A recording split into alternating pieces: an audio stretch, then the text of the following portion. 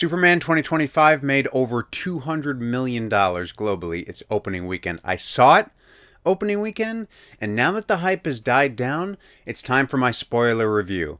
And it's time for my thoughts that have settled a little bit, so I have some things to talk about, and I have notes. So, overall, yes, I did believe that Superman 2025 was a fun movie. I think it was great to see that it was just people up there doing a comic movie. They knew the movie that they were part of. I know a lot of people had like some serious doubts about it and some serious gripes with it.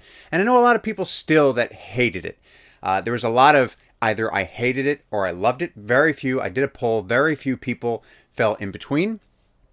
I do still think there's a lot of people out there that hate it just to hate it and they haven't actually seen it yet. But, okay, spoiler territory now. So if you haven't watched my first video, do that. But this is the spoiler review. This is my no-nonsense review. And now we're going to find out if I actually really loved it as much as I said that I did. And the answer might not be what you think. So, okay, overall, I've spoken about it. Now I have some notes. So from the entire thing. So, in terms of the relationships, now this is one thing that I did really like about the movie. So, there, especially in the scene with Superman, Clark, and Lois doing the interview toward the beginning of the movie that we all saw in the trailer. I think this was a really good scene. The reason why, because they were just two people having a fight. They were two people having an argument, a discussion, a heated thing that they weren't seeing eye to eye on. And we've all had that conversation with our significant other or a friend or a parent or a cousin or a brother or sister, whatever. And the thing that I bring that up is because in pretty much every other iteration, a lot of the times, I mean, Superman and Lois, the show, may be a little bit different, but you always look at it, it's Superman and Lois having a conversation, or it's Lois and Clark having a conversation. This argument, whilst, yes, of course, there were those connotations in there, it was just two people. And the thing is, it could have been anybody having that argument. Like, we've all had that argument. I was looking at that and was like, okay, so that's Superman and Lois, but this could be anybody. And that's the thing that makes it really relatable. And a lot of the things that do make these characters a little bit more relatable, because a lot of people were like, oh, he is like not your typical Superman. He's whiny. He's this and that. And it's like, guys, he's only been on the job for 3 years. He's a human being. That's what we want. We want a Superman that has a little bit of that human nature to him. Like, I particularly love seeing the arguments saying that the Snyderverse, he was too godlike. He was too this and that. But now that he's not, we're getting the arguments from some of the same people saying he's just a whiny little man. It's like, he's not. He's just a human being trying to find his way. And that's the thing. So, like, I watched that and I'm like, anybody could be having that argument. That's relatable. I love that. So again, I'm going back and forth between my notes because I do have notes. So, so like sitting in this theater, like the hype of the last 12 months, it was actually like really surreal to me to be able to see this film up on screen. It was like, because obviously my YouTube channel's been built on this. And so I was just like, this is such a surreal thing. Like, never have I experienced the lead up to a movie like I experienced with this one. Like, it was just wild to be there. I was like a kid in a candy shop. And like, the whole day after seeing it, I was like, that was I can't believe I finally just saw this movie. And look, was it the be-all, end-all? Like, was it the perfect movie? No, of course not. It wasn't. Like, I gave it, I think, like a 9 out of a 10 or a 4 out of 5 on my last review. But now that the dust has settled, like, I'm looking at it a little bit more objectively. But, that said, it was still really cool to see this movie. Live theater. I enjoyed it. I think it was a lot of fun. I think it jumped around a little bit. I think the storytelling was fine. I think that there were scenes where it did jump around, like it was like the trials of Superman, you know, where it would go into one thing and then would go into the kaiju and then would go into the interdimensional being or whatever. And he was just like, yeah, whatever. I'm letting the Justice Gang take care of it. It was kind of jumpy and it was kind of jolty, but overall, it kind of, like I said, it kind of like watched like I viewed it like a comic. Like, it was panels. It was different panels in a comic book, and I think I did appreciate that. But I can definitely see that there were some jumpy moments where I was like, oh, that didn't really flow that well. As far as the CGI, I said for the most part, the CGI was good. Absolutely. There were, of course, moments where it wasn't, but that's like any CGI. Like, nobody's ever gotten CGI perfectly right. I don't. It's hard. It's hard when you don't have light hitting an object to do that perfectly right. And it's hard when you're making somebody fly at, like, breakneck speeds and sound speed of light to make it look completely real. But I think this movie did a pretty good job. Because, look, 1978 Superman was great. Like, the effects were all practical, but at the same time, you can't make a man fly at that speed using those effects. It would just be hard. It would just be almost impossible. So, for what Superman 1978 was, yes, of course, it was more believable because it was all practical, no CGI, but it was also very much nothing in comparison. Not to say that it was nothing, but in comparison to what we're doing now with how Superman moves. Like, I remember seeing Man of Steel, and I was like, I didn't know Superman could fly that fast. Because all I was used to was 1978 Superman, or even Brandon Routh Superman, which, yeah, fast, but not as fast. So, yes. In terms of that, speaking of which, like, this movie and Man of Steel could not be further apart. Like, they could not be further apart. Man of Steel, like, had such an atmosphere about it, and such a character of Superman that was just, like, so serious. It took itself as serious as that. And you know what? I enjoyed it. I think it worked for what it was. I know a lot of you disagree. I know a lot of you very much agree. But, hello. Live theater. I turned my notifications off. Sorry. But this was just not that, like, at all. I think there was a couple of homages to it, but this was so different. Like, Superman himself was so different. It took itself a lot less seriously whilst being a little bit more real in terms of the relationships of the characters, the development of those. And I think that James Gunn did this in a smart way. Like, he did it. So we take place 3 years after Superman's become Superman. So, like, the first part of the movie is, like, 3,000 years ago, whatever it was, this is what happened. 300 years ago, this happened. 30 years ago, this happened. 3 years ago, this happened. 3 hours ago, this happened. 3 minutes ago, Superman lost his first battle. But it's like, you start it in the middle of the action. You don't need to build the relationships up as much as you do as if you start at an origin story. But I really did like the opening there. I liked how that happened. My friend David was right. The opening of the movie was the opening of the first trailer. And I think that worked. I will get this off the bat right away.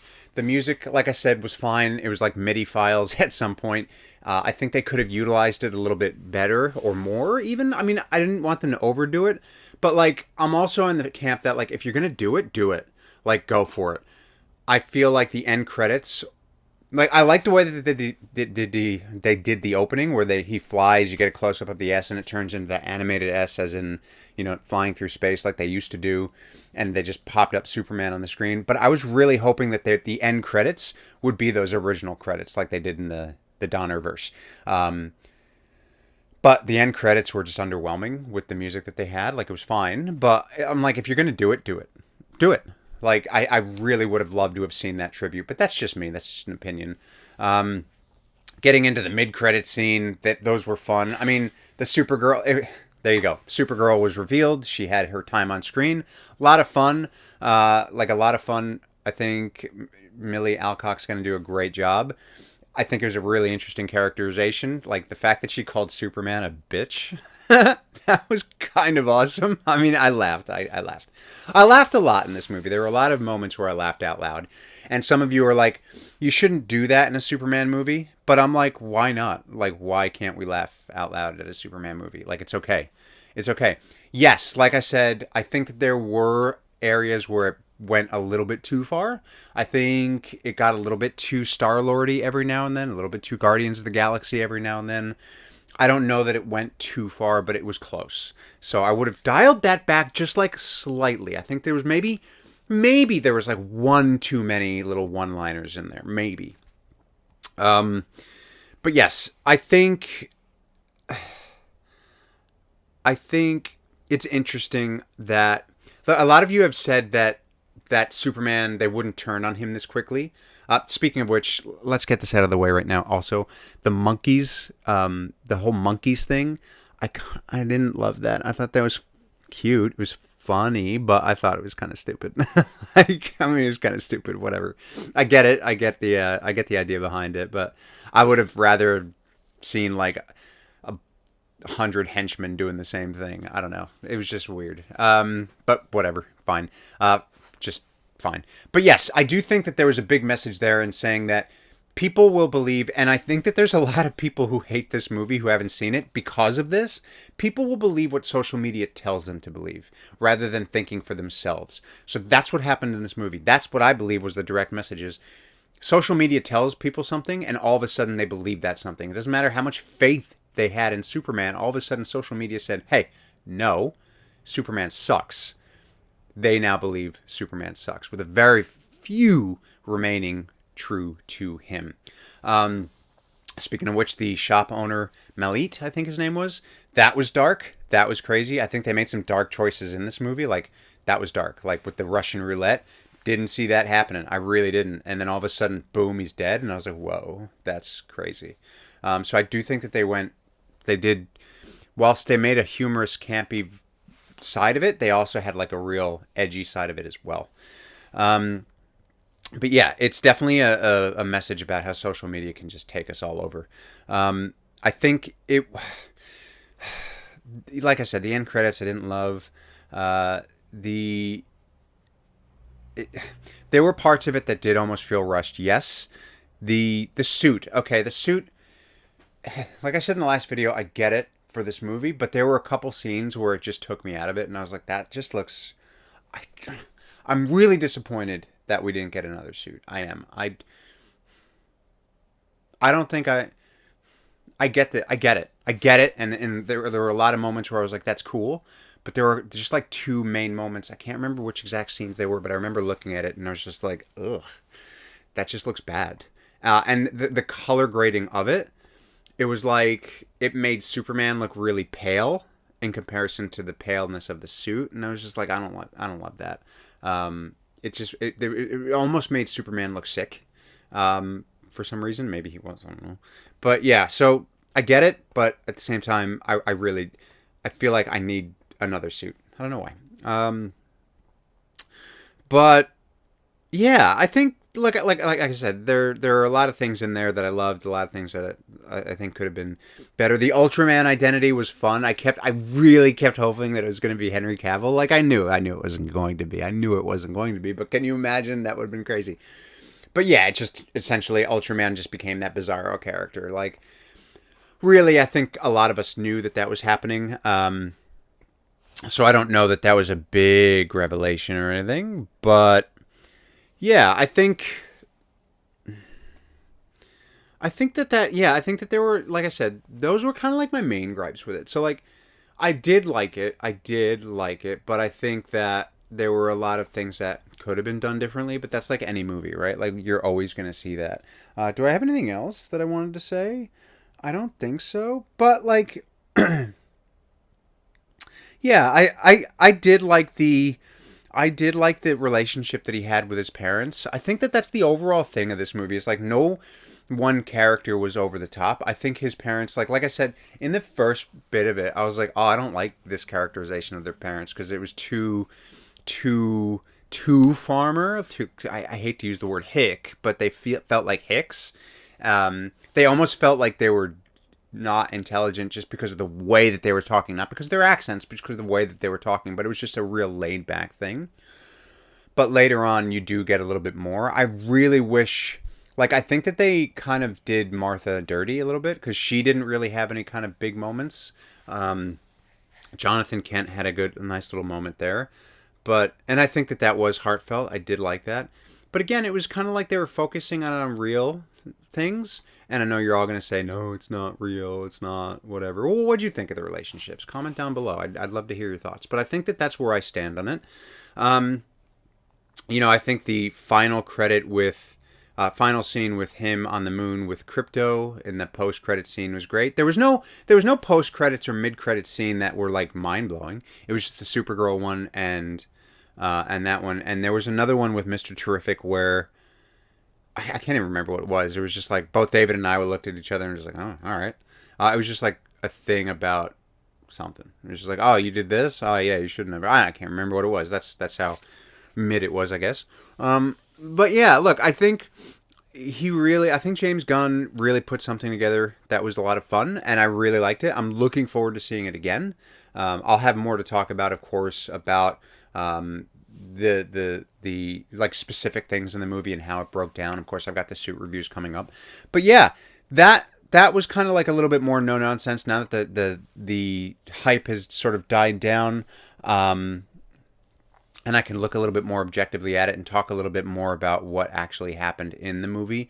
So obviously, with Lex Luthor just trying to, it was all about real estate as always with Lex Luthor. He wanted to have his little mid country in Baravia, and so it was just all a scam to get Superman looking like bad.